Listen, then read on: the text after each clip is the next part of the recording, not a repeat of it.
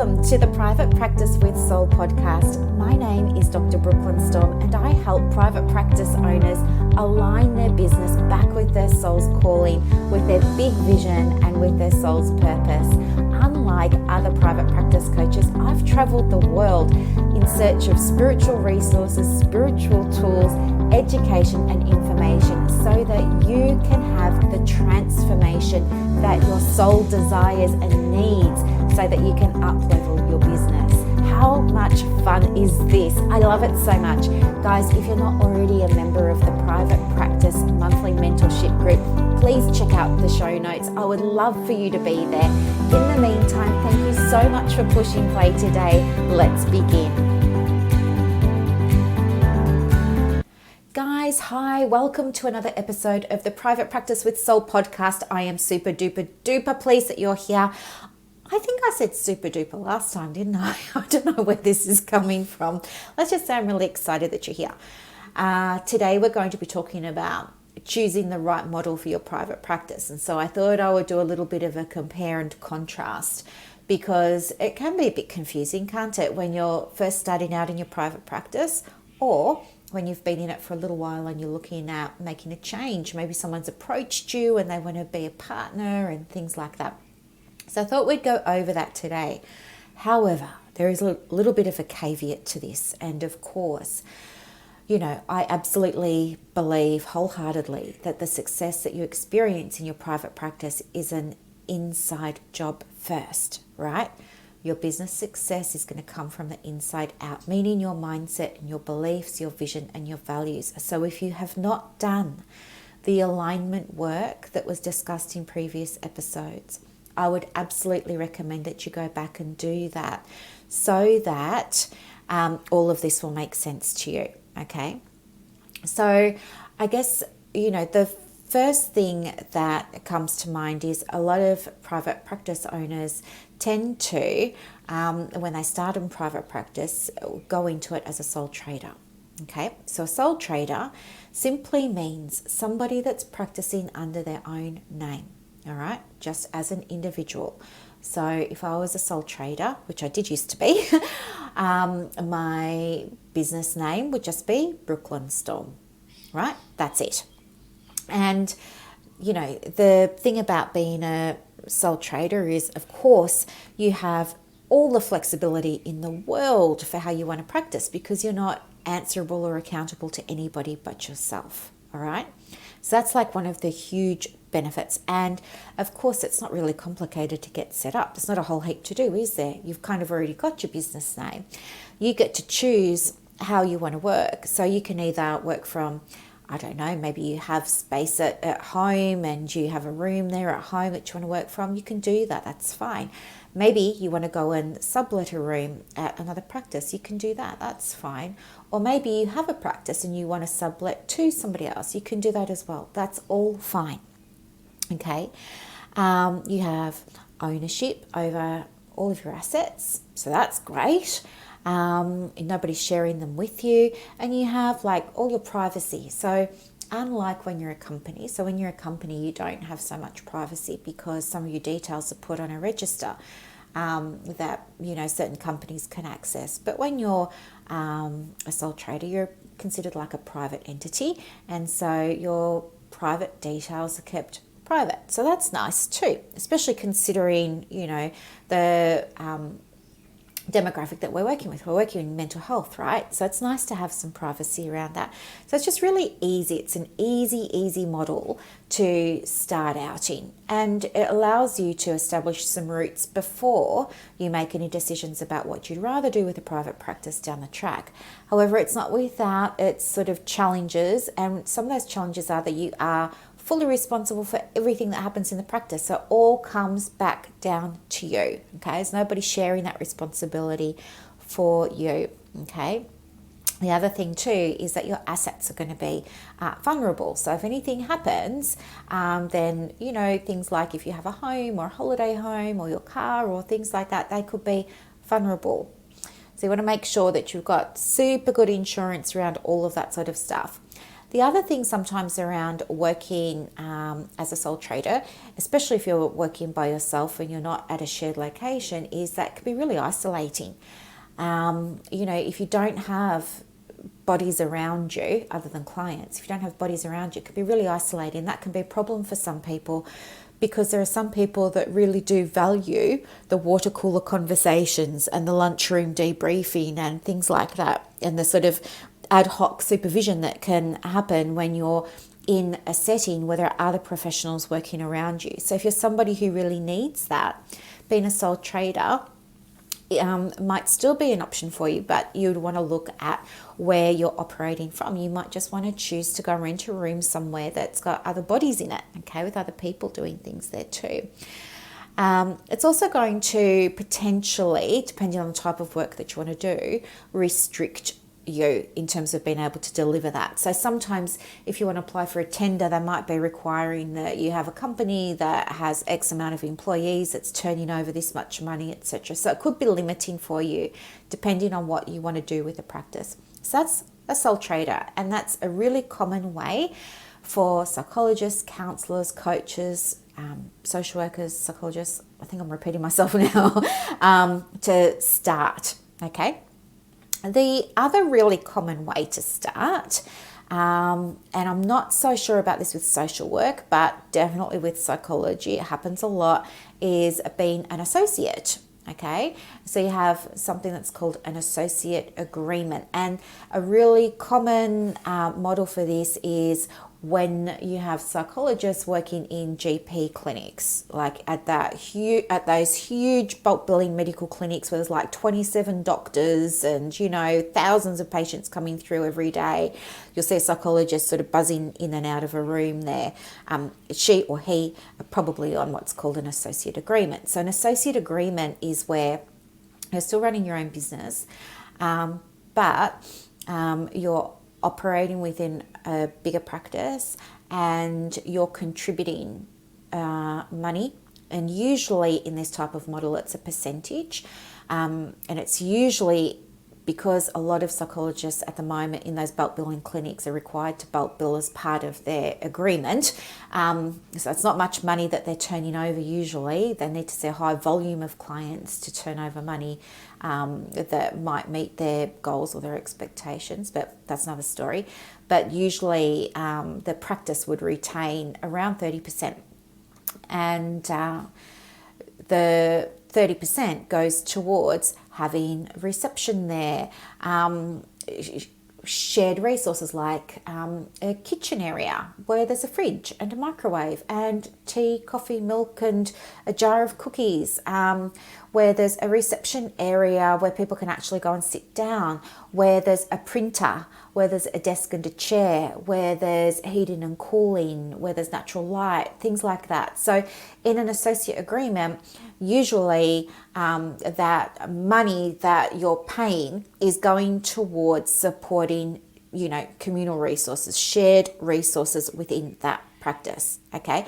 And that's really, really, really, really great, because if you're just operating as a sole trader from your own premises or from your own home, you might not have access to a printer and all the equipment and someone to do high caps and someone to answer the phone for you and book people in and reschedule and cancel and process.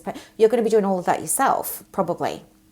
So that's the advantage to going and working somewhere like this. And it doesn't have to be GP super clinic. It might just be, working at a practice that's got a team of psychologists and social workers and physios and OTs and speak. You know what I mean? It's that type of model, and you're contributing a percentage in exchange for having the benefits of all of those shared resources. Okay, it just takes pressure off you as a business owner. So it's really great like that. It's usually just a contract that you sign. You should always get that contract looked at before you sign anything, because you want to make sure that you've got your escape clause if things go pear-shaped and you want to get out. You don't want to be stuck there for 6 months. You want to have a look at things like, restriction of trade. That's a really big one, especially if you're an associate at a private practice. where there's other psychologists, if the principals or the partners or the directors of that private practice have put a restriction clause in that contract, you want to make sure that you agree to it before you sign it. So restriction clauses are a bit sticky and you do need to get legal advice, but sometimes they can say things like, well, for a period of time, let's say 6 months after you leave ABC Psychology, you're not allowed to, work within a 15-kilometre radius of the practice, or you can't work with our top 10 referrers, and it will have a list of the top 10 referrers. You can't accept any referrals from them. Or it might say something like that. So some of them can be a bit dodgy. So, I shouldn't say that. I think some of them can be questionable. And so it's always a good idea for you to have a look at that restriction of trade and just check that it's, cogent and that it makes sense and that you are able to comply with it should things happen and you need to leave for whatever reason, or you're terminated for whatever reason. Okay, usually an associate contract will run for around 12 months and then it will be renewed. Okay, and yeah, they're great because they're super cost efficient for you. Like, you just get access to so much more stuff than if you were a sole trader in your own sort of private practice set up there. The main challenge is to just check the conditions of your agreement before you sign to it. And then the last one I wanted to talk about today that some of you were asking me about was partnerships. Now, I think partnerships are, a good idea, but I think you need to be mindful of them. Think about, to use an analogy, think about partnership like with a boyfriend or a girlfriend or a significant other, right? It always starts off really great, right? But then what happens? Then you start to see little sides of each other that you didn't know were there, or that you don't really like, or you wish weren't there. Maybe things like this can happen with a business partnership as well. You might both go into it with the best of intention, but after the honeymoon period phases out or wears off and your true colours are revealed, you might actually find you don't particularly like this person that you're now in a partnership with, or that you have very different views of where you want the practice to go. Maybe you have different views over the type of team that you want on board. Maybe she wants a naturopath and you're saying, no, I don't want a naturopath, I want to stick with, psychologists. Or maybe they're saying, oh, well, I really want to have a specialization area of focus around trauma. And maybe you're saying, well, I don't want to limit myself and I think we should be open to everything. And so all these little things can pop up, and that can make it really, really hard. So I would just make sure that you know the person that you're going to be having a partnership with, and that you have a really a good meeting or series of meetings before you sign anything locking you into a partnership. Because sometimes it can be, more trouble than it's worth. Other times, if you're both on the same page, you're both in agreement and you share the same vision, that's amazing. You can do amazing things together. The other thing to be mindful of is when you're in a partnership, you want to make sure that you're clear from the outset about the proportions, okay? So by proportions, I mean you want to be clear from the outset about who's paying how much for what, who's investing how much for what, who's receiving how much for what's the remuneration going to be for each person, is the remuneration going to be in proportion to the contribution that they're making? Like, how's that all going to work? Some people say, well, let's just make it easy and we're just going to go 50-50.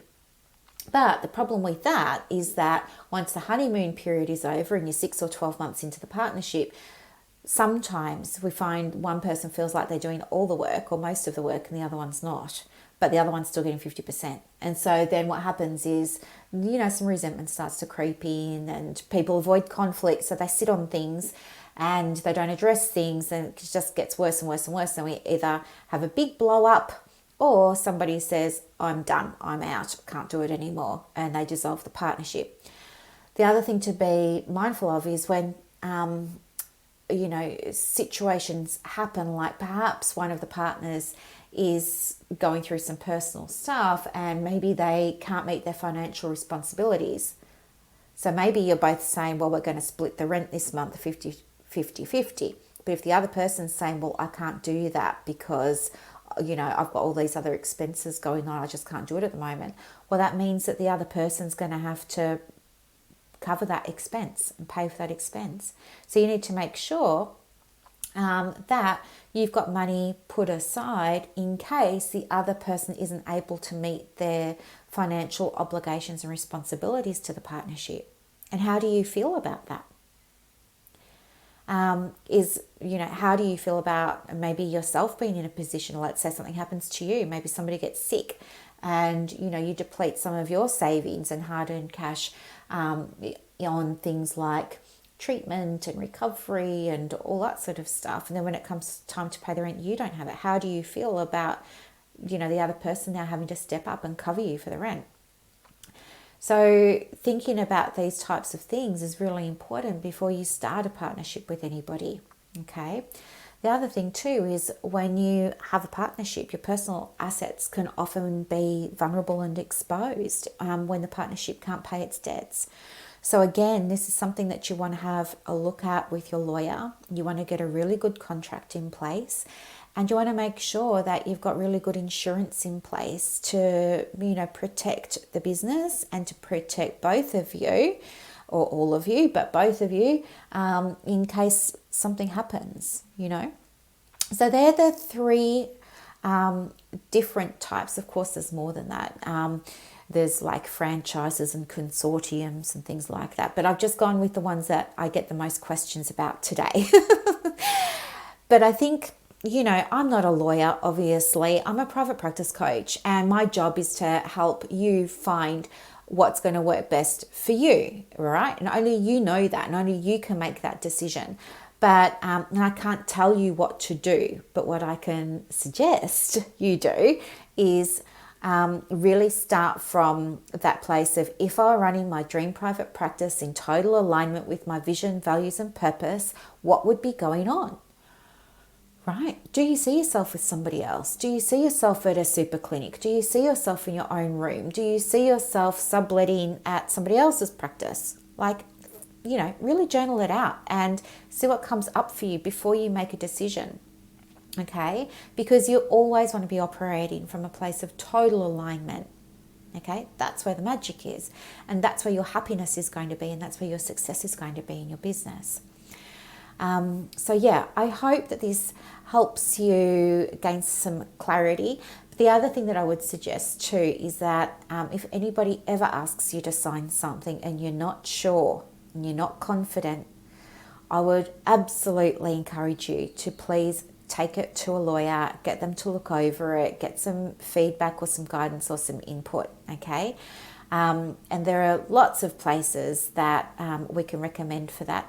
The other option is you can always ring your insurer and see if they have a service available whereby they might be able to give you some guidance about, any contracts or documentation before you sign it too. All right. So I hope that this brought you some clarity. If you're in private practice and you're thinking about making a change, or maybe you're thinking about starting a private practice, come and join our community. I think you're really going to love it there. It's called the Private Practice Monthly Mentorship. And it's full of, it's all women at the moment. I didn't design it like that. It's just how it's happened. But it's all women at the moment, and they're all at different stages of their private practice. And they're creating them in alignment, or they're in the process of bringing existing practices into alignment with their vision and purpose.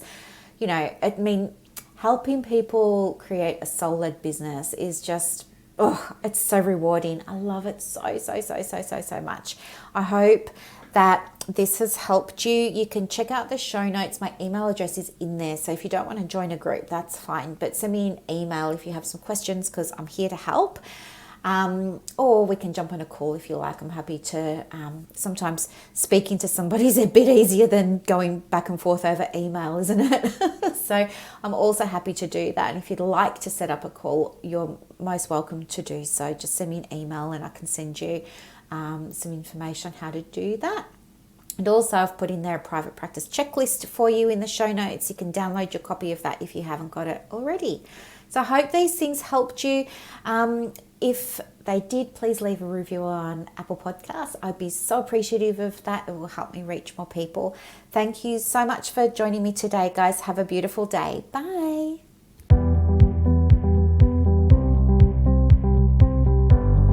Thank you so much for listening to this episode of the Private Practice with Soul podcast today. If you're looking for clarity, if you need help with branding, your processes, and bringing everything into alignment with your soul's purpose for your private practice, head to the show notes and click the link for more information about the Private Practice Monthly Mentorship Group. You are going to love it. I can't wait to see you in there. Thanks so much for listening. Bye.